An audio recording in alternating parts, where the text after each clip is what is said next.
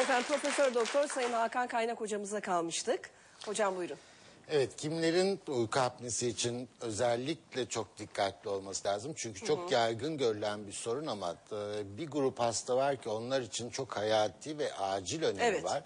Erkekler, 40 yaşın üstündeki erkekler, kilolu, kısa boylu, kısa boyunlu, göbekli erkekler eğer horluyorlarsa, geceliğin solunum durmaları fark ediliyorsa veya geceliğin göğüslerinde, başlarında, boyunlarında terleme oluyorsa ve eğer bir de birlikte geceliğin sık sık tuvalete gidip idrar çıkarıyorlarsa bu hemen akla tabii prostatı getiriyor ama prostat hastalarının gece tuvalete gitmeleri çok farklı.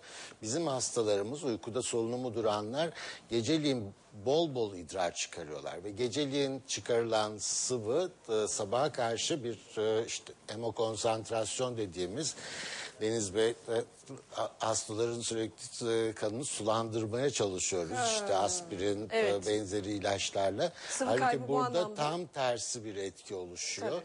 Ve zaten o nedenle bir damar tıkanıklığı olmasın diye korkuyoruz.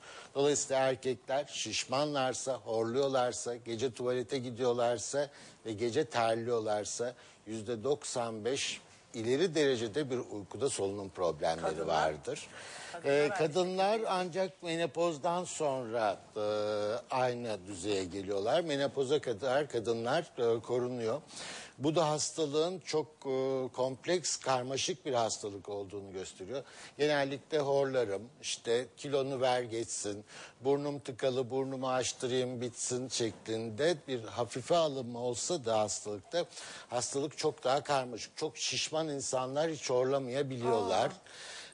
İşte aynı şekilde şişman kadınlar horlamayabiliyorlar. Ancak belli bir düzeyden sonra ortaya çıkıyor. Dolayısıyla sadece kiloyla, sadece burun tıkanıklığıyla açıklanamayacak kadar karmaşık bir hastalık. Kilo için özellikle birkaç şey vurgulamak lazım. Hastalık kiloyla artan ama sonra da kiloyu artıran bir hastalık. Dolayısıyla kilo vermeye çalışıp da veremeyenlerin de uyku apnesi açısından dikkatli olmaları gerekiyor. Dikkatli olmaları lazım. Sevgili Deniz Hocam, bizim ekibimizde bir arkadaşımız var. Nerede bıraksanız, nereye koysanız gerçekten orada uyumaya başlıyor. Ama uyurken de mesela kafası arkaya gidiyor, böyle falan gibi tuhaf sesler oluyor. Böyle bir an nefesi kesiliyor. Böyle bir yapısı var. Yani bu arkadaşa ne önerirsiniz? Şimdi karşımızda da duruyor. Evet.